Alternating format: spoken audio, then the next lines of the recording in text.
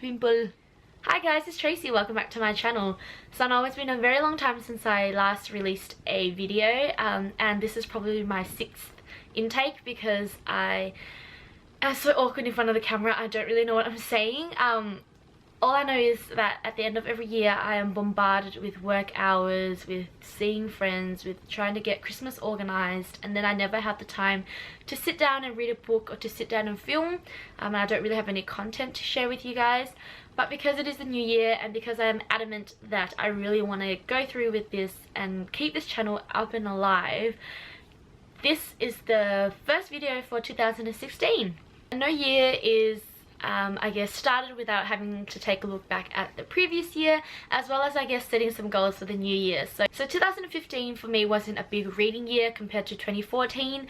I found that I didn't even manage to reach my reading goals, and that was because for the first half of the year I was living in South Korea doing exchange, and I found that I never really did have the time to sit down and read. I was busy enjoying life outside of the reading world, I guess, outside of blogging, outside of YouTube, which is a good thing for me because I found I learnt a lot of things, and I do have, I guess, a sort of recount about my experience up on YouTube, so I'll leave the links down below.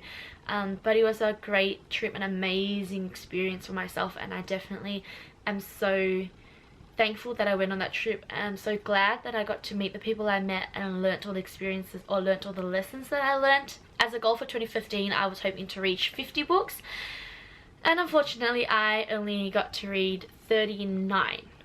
Yes, 39 books, which isn't too bad for the year, I guess. But if you look at my 2014 experience and then compare it to 2015, that isn't that much, which is kind of sad. I was hoping to at least reach 50 by the end of the year, but I stopped reading during October. Of those 39 books, the genre that I read the most, which is very surprising, is new adult, because I don't tend to read new adult, but I found that because I wasn't really reading a lot, I was in slumps, and the best way to pick myself up was to read new adult because it's such a very easy read. You don't really have to think about it a lot. So I ended up reading 7 books from that genre, and I actually enjoyed all of them, to be honest. I'm pretty sure 4 of them were from the 10 Tiny Breath series, and I do have a review for that as well, so I'll leave a link down below.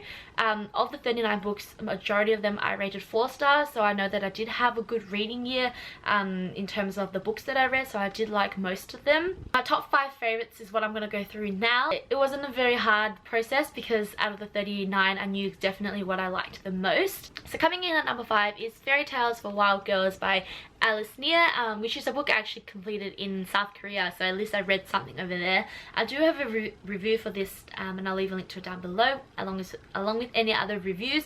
I'm losing my voice. But I did rate this about 4.5 stars because I found it very creative, very different to what I've read, very dark, but at the same time it has the innocence of any child who reads a fairy tale, and I found it to be absolutely gripping. And then we have The Diviners by Libba Bray, which is the first book in the Diviners series, and I cannot believe I have waited so long to finish this. It is sort of a cross between, I guess, historical fiction as well as supernatural elements, which I didn't think I'd like, but I actually did enjoy this. And I found that I was captivated by the story as well as the protagonist, whose name is Evie, and that's right. And I am on the 2nd book at the moment, so we'll see how the rest of the series pans out, but I gave this a 5 stars. Coming in at number 3 is Shantaram by Gregory David Roberts, which I have raved about it a lot last year because it's a very spiritual book that I am glad that I read, I guess.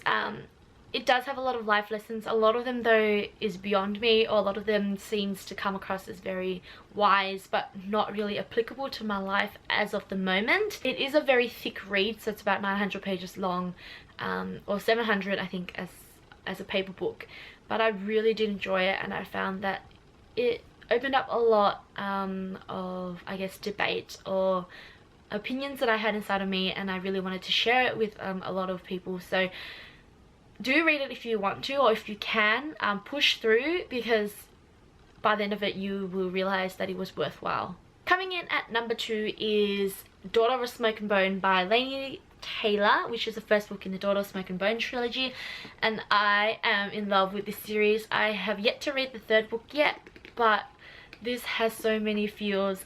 Such a classic young adult fantasy series, but you are engrossed by it, by the characters, by the storyline. It is just amazing. I don't know how else to explain it, and I want to do a full series review, which hopefully will come up very soon. So keep an eye out for that. And I rated that 5 stars as well. And number 1 is Queen of Shadows by Sarah J. Maas, which is the fourth book in the Throne of Glass series, and I'm pretty sure this is a lot of people's favorites, if not number 1 in their list. And I loved it. I loved where the story has progressed, how Selena has grown up, the characters with her, who have travelled, I guess, with her through the journey. I love Rowan. It's very predictable, obviously, between them two, but it just works, and I just think that this series will be amazing, and I'm so excited to read the next book once it comes out. I'm pretty sure I gave that a 4.5 actually, maybe a 5, but it was amazing. And I also wanted to let you guys know what I found to be the biggest disappointment for 2015, and that would have to be The Disreputable History of Frankie Landau Banks by E. Lockhart, which is not a new book, so it's been released for a while, but I read it last year and I did not like it at all. Did not like the meaning behind feminism, did not like how the story portrays females and the fight for feminism and equality. I just did not enjoy it at all. I found it to be very, I don't know, disappointing, very frustrating, and it sort of made me really angry, but I have a full review for it as well, so if you want to read that, then definitely check it out. As of 2016, I have set myself a goal for 50 books again. Of those 50 books, I hope to read about 2 books for every genre, including non-fiction, because I do want to expand and I guess go beyond what I'm reading now to see what I can find in those genres, and if I like any of them. I suppose that's pretty much the only resolution I have for 2016 in terms of reading, just because I don't want to be very ambitious like I was last year and then not make it happen. So far I've read about 2 books, which is okay for the year, but I'm slowly getting through it. I'm very excited because this year has so many new releases that I really want to get to. I hope you guys had a great, I guess, Christmas and a great New Year's, and that this new year will be so much better than last. You know, that you guys will have a lot of fun, enjoy 2016. There isn't really much I have to say anymore. I hope I can get through and reach 50 books, as well as come out with consistent content on YouTube as well as on my blog. So I'm looking to get back on there, write a lot of posts for you guys, a lot of reviews, so keep an eye out for that. Leave a comment down below, tell me what your favorite book was for 2015. I would love to find out new books just to read and discuss with you guys. Otherwise, I hope you guys have a great day, and I shall see you guys soon. Bye!